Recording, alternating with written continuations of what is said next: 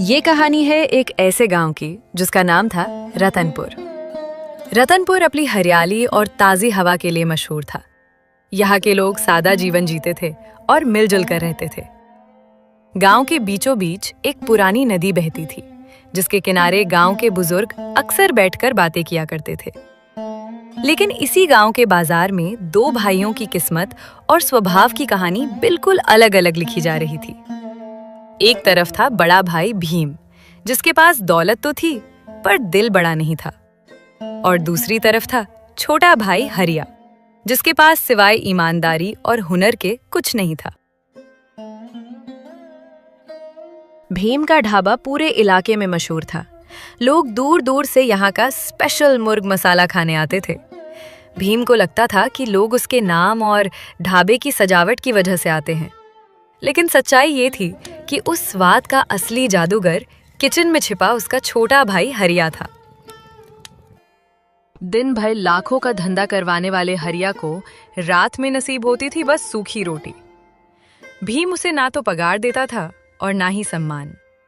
वो बस उसे 2 वक्त का खाना देकर टाल देता था।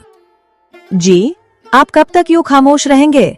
आज फिर पड़ोस की काकी कह रही थी कि भीम भैया ने नई जमीन खरीदी है और यहाँ हमारे घर की छत टपक रही है। वो मुर्ग मसाला बनाने का हुनर आपका है, वो जादू आपकी उंगलियों में है।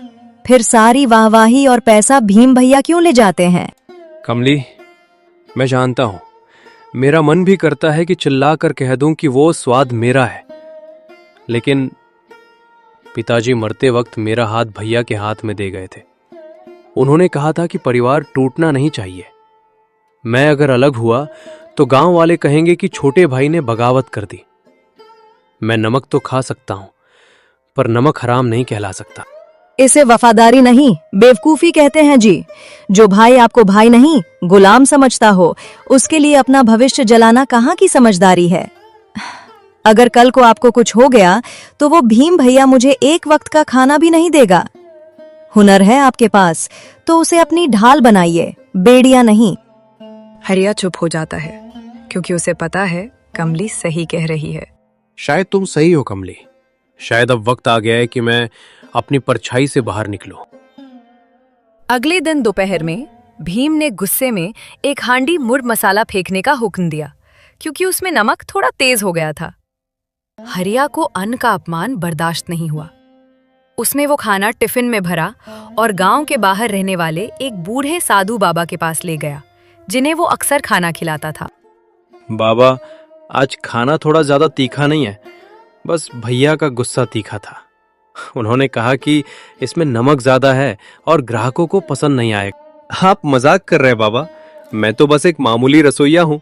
लोग तो कहते हैं वो भीम भैया के ढाबे की सजावट और एसी के लिए आते हैं। सजावट पेट नहीं भरती हरिया, इंसान की भूख स्वाद और तृप्ति मांगती है। देख, ये चींटियां भी तेरे खाने की खुशबू से यहाँ आ रही हैं। प्रकृति झूठ नहीं बोलती। तू क्यों अपनी कला को उस पत्थर दिल इंसान के लिए बर्बाद कर रहा है? जो स्वाद तेरे हाथ में है वो बाजार में बिकेगा नहीं, बल्कि दौड़ेगा। तुझे बस एक शुरुआत करनी है। क्या तू अपनी पत्नी और बच्चों को यही गरीबी देना चाहता है जो तूने झेली है? उठ और अपनी खुद की हांडी चढ़ा। पर बाबा, मेरे पास दुकान नहीं है। अरे पगले, तुझसे ये किसने कहा कि पहले शुरुआत दुकान से ही होती है? तू अपना छोटा सा ठेला लगा मुर्गा मसाला रोटी का। और हरिया, दुकान ईंटों से नहीं भरोसे से बनती है। तेरा स्वाद ही तेरी दुकान है। जा, आज से तू नौकर नहीं मालिक है। साधु के वचनों ने हरिया के अंदर सोए हुए शेर को जगा दिया।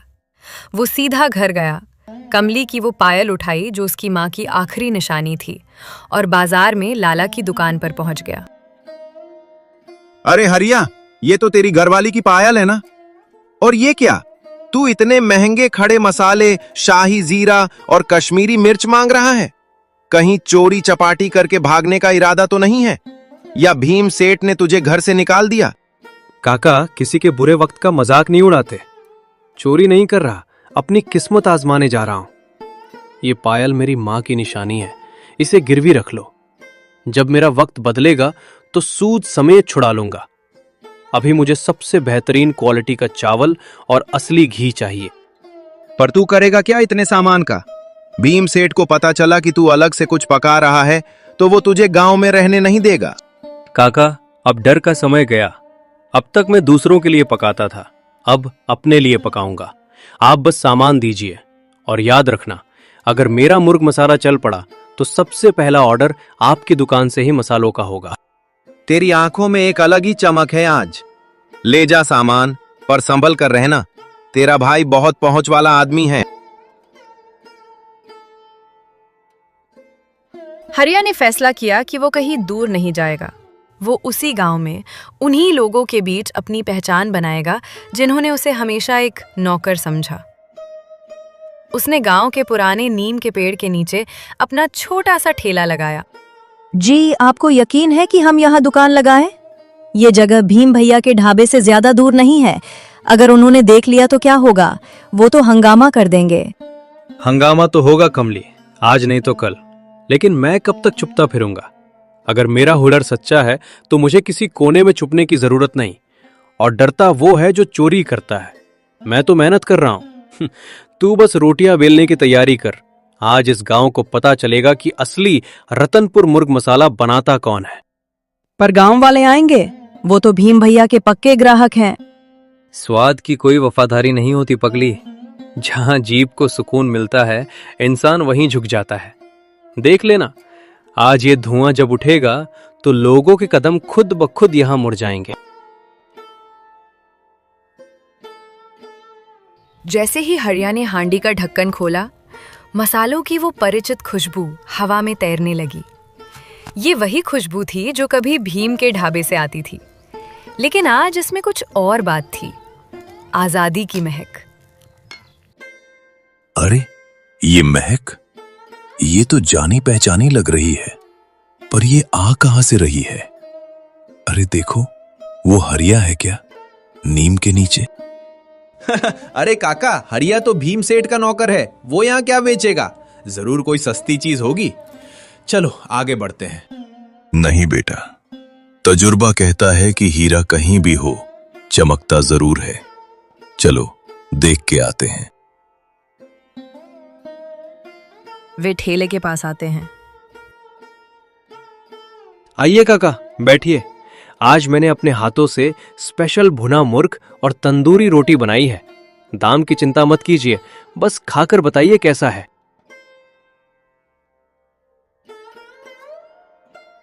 ओहो बेटा हरिया, सच कहूं तो ऐसा स्वाद मैंने भीम के ढाबे पर भी पिछले कई महीनों से नहीं चखा।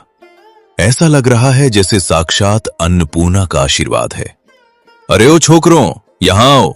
भीम की बासी दाल छोड़ो, असली खजाना तो यहां है। देखते ही देखते भीड़ बढ़ती गई।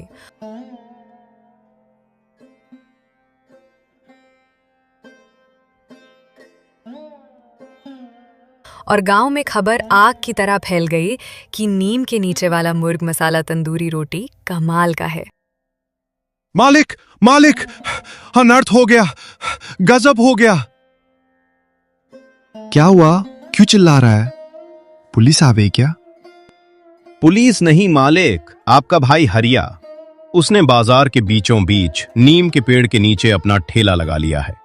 और गजब की बात तो यह है कि आपके आधे पक्के ग्राहक वहां लाइन लगाकर खड़े हैं। वो कह रहे हैं कि असली जादूगर तो हरिया है, भीम तो बस पैसा वसूलता है। क्या बकवास करता है? मेरे ही गांव में, मेरे ही नाक के नीचे उसने दुकान खोल ली। और वो गांव वाले जो कल तक मुझे सलाम ठोकते थे, आज उस नौकर के हाथ का खाना खा रहे हैं। जी मालिक, और तो और लोग बातें कर रहे हैं कि इतने सालों से आपके ढाबे का स्वाद दरअसल हरिया की वजह से था। आपकी इज्जत का फालूदा हो रहा है बाजार में। इज्जत तो अब मैं उसकी उतारूंगा। आज मैं उसका वो ठेला ही नहीं, उसका हौसला भी तोड़ दूंगा। चल मेरे साथ। बंद करो ये नाटक। ओ हरिया, तुझे शर्म नहीं आती हमारे खानदान की नाक कटवाते हुए? सड़क किनारे ये छोटा सा ठेला लगाकर खड़ा हो गया है तू। भैया, मैंने चोरी नहीं की है, मेहनत कर रहा हूं। और मेहनत करना हमारे खानदान में कब से शर्म की बात हो गई? शर्म तो तब आनी चाहिए जब हम किसी का हक मारकर अपनी जेब भरे। जुबान लड़ाता है। तू भूल गया कि तू कौन है? तू मेरा नौकर था। ये जो रेसिपी तू बेच रहा है ये मेरी है। तूने मेरा मसाला चुराया है। रेसिपी? कौन सी रेसिपी भैया?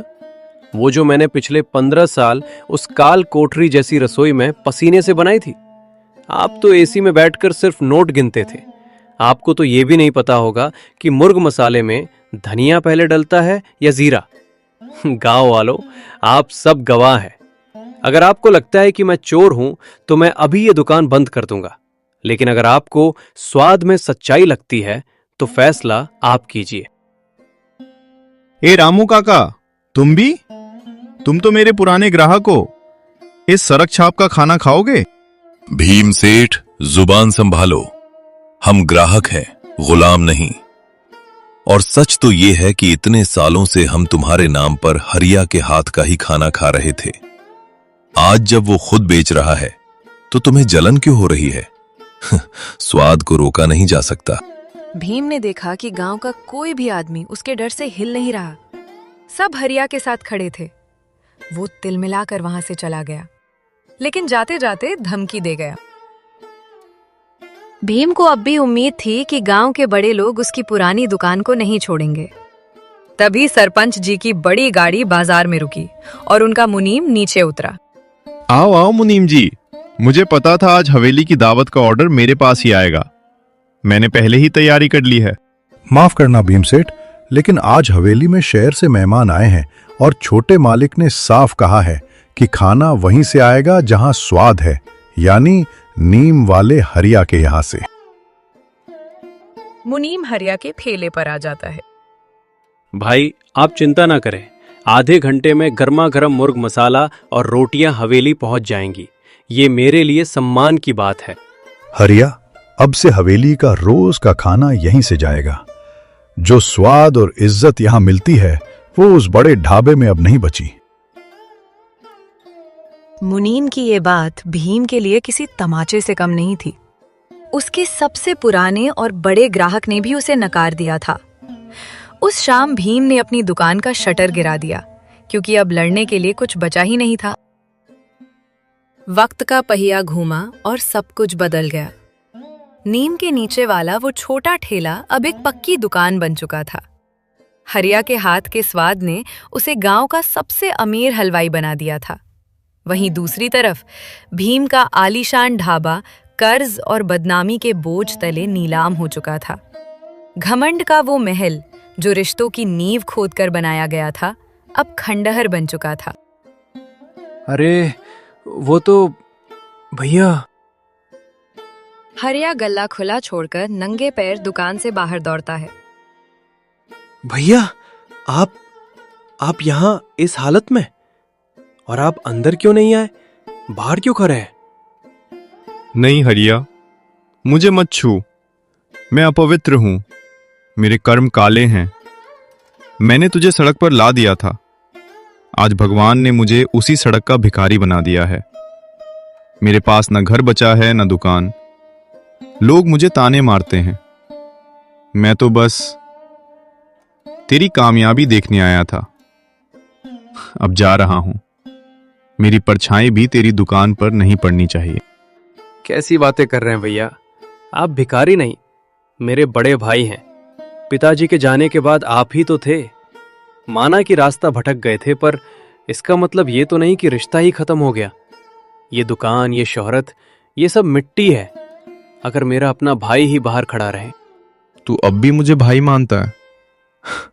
मैंने तुझे नौकर समझा, तेरे हुनर को अपना बताकर बेचा। मुझे लगा पैसा ही सब कुछ है, पर आज जब जेब खाली है तो समझ आया कि असली दौलत तो तूने कमाई है। लोगों का प्यार और ये इज्जत। मुझे माफ कर दे छोटे, मैं हार गया। बड़ा भाई कभी हारता नहीं है, बस कभी कभी ठोकर लग जाती है। चलिए अंदर। आज मैं आपको अपने हाथों से वही मुर्ग मसाला खिलाऊंगा जिसे आपने कभी मेरे हाथ से छीन लिया था। कमली, आज सबसे बड़ी थाली लगा, उसमें ढेर सारा मक्खन और प्यार डालना। आज मेरे भैया आए हैं। स्वाद वही है हरिया, बिल्कुल वही, माँ के हाथ जैसा। शायद इसीलिए मैं कंगाल हो गया और तू आबाद, क्योंकि तूने खाने में प्यार मिलाया और मैंने लालच। अब ये सब छोड़िए भैया, कल से आप गल्ले पर बैठेंगे। मुझे हिसाब किताब नहीं आता, मुझे बस पकाना आता है। हम दोनों मिलकर हरिया ब्रदर्स को और आगे ले जाएंगे। उस दिन रतनपुर ने देखा कि मसालों का स्वाद जुबान को भाता है, लेकिन माफी और प्रेम का स्वाद रूह को छू जाता है। हरिया ने सिर्फ अपनी गरीबी नहीं मिटाई, उसने अपने भाई का अहंकार मिटाकर उसे वापस इंसान बना दिया।